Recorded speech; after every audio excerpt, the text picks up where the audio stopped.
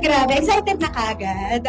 Ramdam na ramdam ko yung energy ninyo. Tama po yung sinabi nila, mentors, mga gwapo at magagaling nating host, no? Ako po ay former BPO employee or call center agent. Alam nyo po, nung nag-call center ako, wala akong experience. Nurse graduate po ako. Pero by the time na mag-graduate po ako, walang offer na trabaho.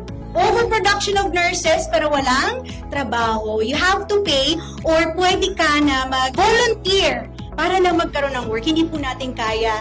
More than 10 years po tayo nag-call center agent. Kahit anong sipag mo, hindi po lahat yumayaman. So, naghanap-hanap po talaga ako ng way kasi more than 10 years, walang ipon, walang naipundar na kahit ano, sasakyan, walang bahay, lupa, wala po.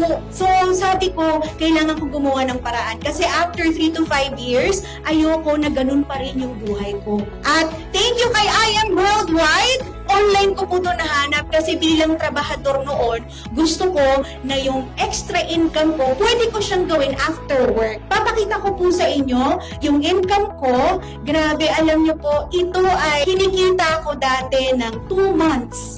Ngayon, nakuha ko siya ng 1 week. Lawrence Kinosis Pugosa, 41,770. Grabe, no? 41,770 in 1 week. 2 months ko po yun sa call center.